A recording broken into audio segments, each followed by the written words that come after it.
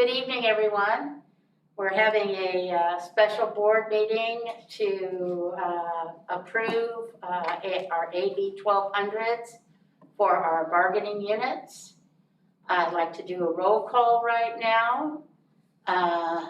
Elizabeth Martinez. Present. Lisa Marks. Present. Carla Torres de Luna is on her way to Hawaii, so she's not present. And Jan Grist is present. So we do have a quorum. Can we have Elizabeth do the flag salute, please? Ready, begin. I pledge allegiance to the flag of the United States of America and to the republic for which it stands, one nation, under God, indivisible, with liberty and justice for all.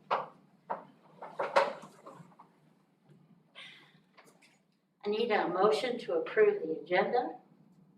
I so moved. Second. All in discussion? All in favor? Aye. 3-0.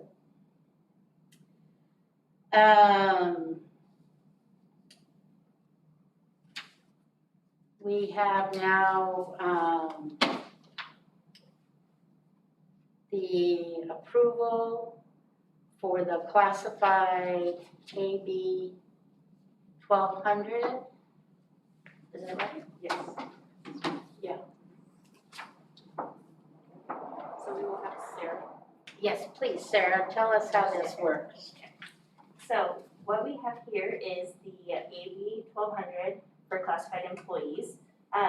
You'll note that this has our salary schedule proposed or prior to the proposed agreement, so that shows the budget that we have just adopted. And then the increase is in that column, year one. It shows what the increase would be with the additional compensation for those employees. It shows the also benefits increase and the total compensation overall cost on that first page. So that is the fiscal impact of the proposed agreement for classified employees. We have the 3% ongoing increase in salary schedule. It's retroactive, effective July 1st, 2020. There's no additional changes to any separate column, and there's no lifetime benefits in addition. We did note that the health and welfare benefit cap did not change, so it stayed the same for 2021, but we did note the new cap rate in 21-22 that was approved. Okay. There's no negotiated changes in non-compensation items, and there's no reductions necessary to accommodate the settlement of classified employees. Further, no contingency language, and it does not increase deficit spending in the current year alone with classified employee increases. The sources of funding are LCFF revenues, as they are normally. And we don't have to worry about anything other than LCFF formulas because that is what we're using to pay these employee salaries. Okay. So if you go to the next page, we show the impact dependent upon the operating budget. So it shows the board approved budget before the settlement, and then it shows everything. So this would follow our adopted budget in terms of expenditures and revenues that we are intending to receive as a school district. We have that also broken down, the unrestricted, restricted, and combined. So you can see based on the types of revenues that we're receiving and how we intend to pay for all of our expenditures. When we get to the multi-year projection, you can see the impact after the settlement on this fiscal year, the budget that was just adopted, followed by 22-23 and 23-24. So the first and second out years.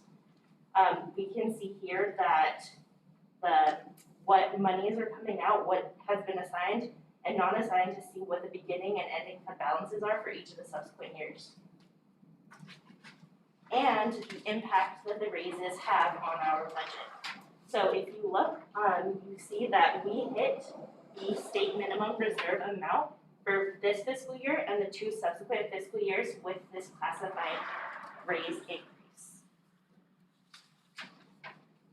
That is for our classified staff. Any Questions? Any board member, do you have a question for Sarah? No, I do not. Yeah, I think this raise was definitely earned by every staff member in this school district. I just, as I left tonight and I'm listening to what's going on down in Los Angeles, the variants and what's happening there, and we don't know what's gonna happen with us now. I just wanna thank I can't thank our employees enough. We don't know what we're walking into. So, thank you very much to our classified bargaining units. And this is all we, it helps, but thank you. So, any more discussion, comments? No, well said. Well said.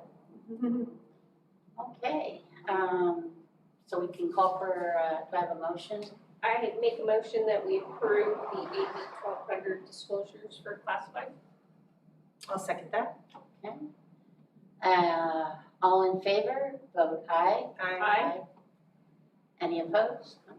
3-0. All right. Go ahead, Sarah. Okay, so the next item is the collective bargaining agreement for HESTA and the raises in the AB 1200 disclosure.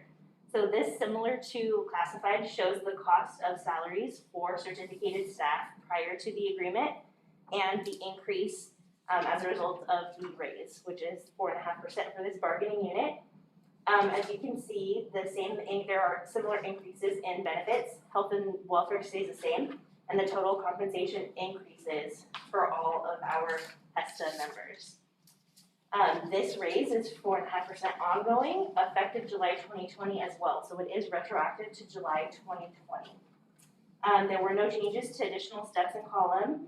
There was no bargaining unit recipients of lifetime benefits.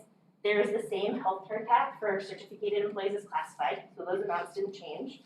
There were also no negotiated changes in non-compensation, so no teacher prep time or anything was discussed, it was just the raises. And there is no reduction to the budget necessary for these. There is a contingency item in this that was not noted in classified, which is additional 1% increase in November of this year if our ending fund balance exceeds 10.5%. This agreement does meet the minimum reserve amount in our fiscal year for the agreement, but we understand that our subsequent years out need to be adjusted to restore our reserve levels. The changes will be done in our 45-day revision, which the district is working on currently. There are no other provisions, and this is similar to the classified bargaining unit in the sense of everything comes from LCFF revenues, and we're solely dependent on LCFF revenues for the cost of salary and benefits. This also follows our classified in the operating budget. So we'll have the unrestricted, restricted, and general fund, and combined fund to show our total revenues and expenditures now that the raises have been applied. So you can see how that changes throughout each of the funds, followed by our multi-year projection, which has this current year and the 2 subsequent years. So you can see the amounts of the multi-year projection cost for this raise. And as mentioned, we do meet our minimum reserve amount, but we will be making some adjustments in the 45-day revision to our budget for the out years.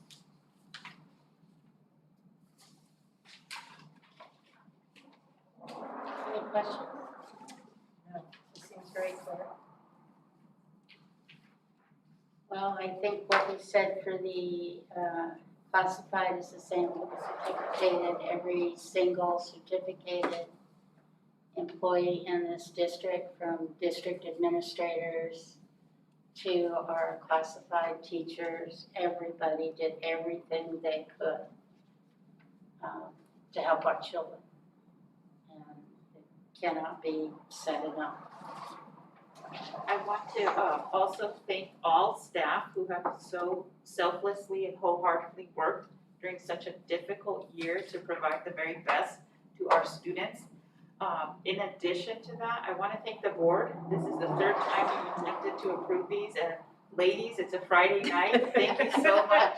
IT, Brandon, you're here, and Sarah, and the team have worked countless hours to prepare for these raises. For a district our size, the amount of work that takes to get ready for this is incredible. I want to recognize the business department because every time we have a retro or a raise or a stipend that has to be paid out, it's them that, shoulder that burden that the rest of us benefit from. So thank you, Sarah, Thank you. wholeheartedly to you Thank and your you very team. much. And staff out there, all HSD staff, we're doing a great job. And it's all for the kids. So thank you, everybody. Yes, Yes. yes. Ditto. Okay, we voted on this, right? No, I make a motion that we approve the AB 1200 disclosure for the certificated. I'll second that. Okay, all in favor? Aye. Okay, 3-0. Now it's time for adjournment. Quick and dirty. Do I have a motion? I make a motion that we adjourn. Do I have a second? Yes, I will second that one. Is there a discussion? No. No. Happy Friday. Happy Friday, everybody. Happy Friday. Okay, Yay. may we have a vote? All in favor? Aye. 3-0. Yes. Okay.